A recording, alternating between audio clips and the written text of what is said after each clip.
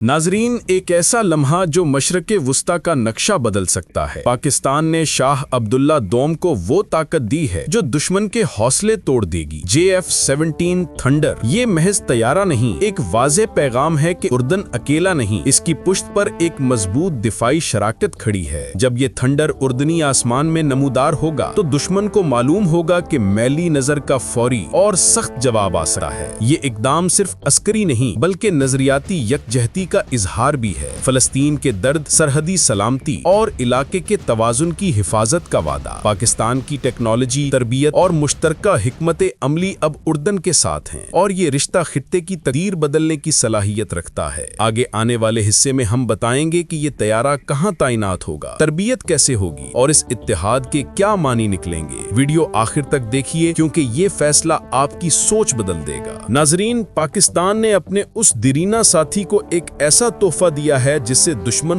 मौत का परिंदा कहता है। जी हाँ, हम बात कर रहे हैं JF-17 थंडर की। वही जंगी तैयारा जो सिर्फ फिजाओं में परवाज नहीं करता बल्कि दुश्मन के दिलों पर खौफ के साए डाल देता है। और ये तोहफा दिया गया है शाह अब्दुल्ला दोम को, यानी उर्दन को, जो इस वक्त इसराइल की सरहदों के ऐन करीब खड़ा है। ये तैयारा सिर्फ एक जहाज नहीं बल्कि एक पैगाम है कि अब शाह अब्दुल्ला अकेले नहीं है बल्कि इनकी पुश्त पर पाकिस्तान जैसी एटमी ताकत खड़ी है। और ये तैयारा सिर्फ लड़ने के लिए नहीं बल्कि बचाने के लिए दिया गया है, ताकि अगर इसराइल की जारहियत उर्दन के किसी भी कोने को निशाना बनाए तो दुश्मन को कुछ नजर न आए बल्कि सिर्फ JF-17 की चीखती हुई आवाज सुनाई दे जो ऐलान करती हो कि ये नया दौर है, यहाँ पर पुरानी जारहाना पॉलिसियां नहीं चलेंगी। आज की वीडियो में हम इसी इनकलाबी फैसले पर बात करेंगे कि पाकिस्तान ने ये कदम क्यों उठाया, उर्दन को इस हथियार की जरूरत क्यों पेश आई और क्या वाकई पाकिस्तान और उर्दन एक नए अस्करी ब्लॉक की बुनियाद रखने जा रहे हैं।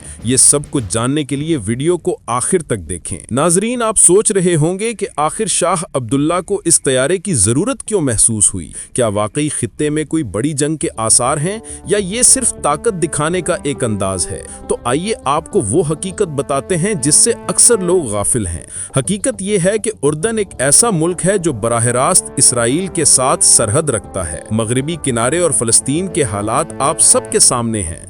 रोजाना की बुनियाद पर इसराइली जारहियत बढ़ रही है, फलस्तीनी शहीद हो रहे हैं और उर्दन के अंदर अवामी दबाव बढ़ रहा है कि हुकूमत इसराइल के खिलाफ मजबूत मौक़िफ़ अपनाए। शाह अब्दुल्ला खुद कई बार आलमी फोरम्स पर इसराइल के मजालिम के खिलाफ बोल चुके हैं, लेकिन नारे और बयानात दुश्मन को नहीं रोकते। असल ताकत तोप, टैंक और जहाज में होती है। यही वो लम्हा था जब शाह अब्दुल्ला ने महसूस किया कि उर्दन को एक ऐसे हथियार की जरूरत है जो इसराइल के किसी भी हमले को लम्हों में जवाब दे सके। उर्दन की सरहदें ना सिर्फ इसराइल बल्कि शाम, इराक और सऊदी अरब से भी मिलती हैं। यानी ये खित्ते का वो मरकज है जहां हर ताकत अपनी नजरें जमाए हुए है। शाम की जंग के असरात उर्दन ने खुद झेले, इराकी बहरान का बोझ भी उर्दन ने उठाया और अब इसराइली जारहियत बराह रास्त उर्दन के लिए खतरा बनती जा रही है। यही वो सूरत हाल है जहां पाकिस्तान ने अपने भाईचारे का सबूत देते हुए JF-17 थंडर की पेशकश की। ये एक ऐसा फैसला है जो खित्ते की जुग्राफियाई सियासत को बदल सकता है।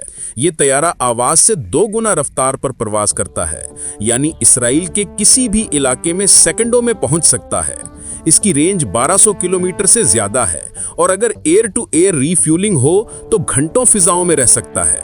इसराइल की फिजाइया जदीद जरूर है मगर JF-17 का इलेक्ट्रॉनिक वॉरफेयर सिस्टम इसके रेडार और कम्युनिकेशन को अंधा कर सकता है। इसके हथियारों में PL-12 मिसाइल है जो 100 किलोमीटर से भी ज्यादा फासले से दुश्मन के तैयारे को मार गिराता है, और रात क्रूज मिसाइल जो जमीन पर मौजूद बंकरों और कमांड सेंटर्स को तबाह करता है। अब सवाल ये पैदा होता है कि पाकिस्तान ने ये तैयारा उर्दन को क्यों दिया। दोस्तों, इसका जवाब सिर्फ अस्करी जरूरत में नहीं बल्कि नजरियाती हम आहंगी में है। पाकिस्तान हमेशा से फलस्तीन का हामी रहा है, उर्दन ने भी हमेशा फलस्तीनी अवाम की हिमायत की है। शाह अब्दुल्ला दोम ने कई बार कहा है कि मशरक़ वुस्ता में अमन फलस्तीन के बगैर मुमकिन नहीं। यही वो नुक्ता है जो दोनों मुमालिक को एक दूसरे के करीब लाता है।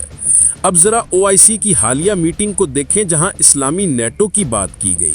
ये कहा गया कि अगर एक मुस्लिम मुल्क पर हमला होता है तो सब पर हमला समझा जाए। اس تجویز کو پاکستان نے بھرپور سپورٹ کیا اور شاہ عبداللہ نے بھی اپنی تقریر میں واضح کہا کہ مسلم دنیا کو اب متحد ہو کر عملی قدم اٹھانے ہوں گے۔ یہ وہ لمحہ تھا جس نے دنیا کو دکھا دیا کہ پاکستان اور اردن صرف باتوں کے اتحادی نہیں بلکہ اب عملی دفاعی شراکت داری کی طرف بڑھ رہے ہیں۔ اردن ایک خوشحال ملک ہے جس کی فوج تعداد میں محدود ہے لیکن ٹریننگ اور پروفیشنلزم میں بے مثال ہے۔ اس کی ضرورت ہمیشہ جدید ٹیکنالوجی رہی ہے۔ یہی وجہ ہے کہ پاکستان کا یہ تحفہ اردن کے لیے اس خلا کو پورا کرتا ہے۔ اب اسرائیل کے خلاف اگر اردن کو اپنی فضائی حدود محفوظ بنانی ہے تو JF-17 تھنڈر اس کا بہترین حل ہے۔ دوستو، آپ کو یاد ہوگا جب بھارت نے فرانس سے رافیل طیارے خریدے اور کہا کہ یہ گیم چینجر ہیں، لیکن میدان جنگ نے دکھا دیا کہ JF-17 کم قیمت میں زیادہ صلاحیت رکھتا ہے۔ یہی وہ چیز ہے جو اردن جیسے ملک کے لیے اہم ہے، کیونکہ اسے اپنی معیشت پر بوجھ ڈالے بغیر جدید دفاعی نظام چاہیے۔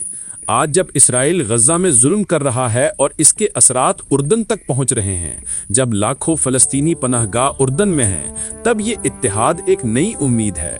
شاہ عبداللہ اور پاکستانی قیادت کا یہ قدم نہ صرف اسرائیل کو ایک پیغام ہے بلکہ مغربی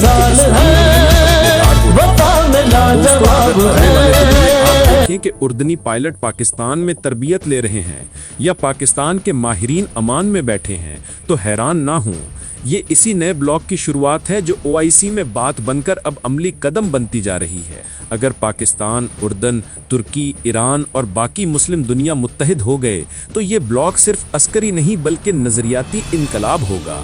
یہ اتحاد ان سب ملکوں کے لیے امید ہے جو مغرب کے دباؤ سے آزاد ہونا چاہتے ہیں، جو اپنے وسائل پر اختیار چاہتے ہیں، جو اپنے عوام کے لیے انصاف چاہتے ہیں۔ اور ناظرین، اگر آپ کو لگتا ہے کہ پاکستان اور اردن کا یہ نیا اتحاد واقعی دنیا کی سیاست کا نقشہ بدل دے گا تو کمنٹس میں ضرور لکھیں۔ یہ نیا دور ہے، اسلامی دنیا کا دور۔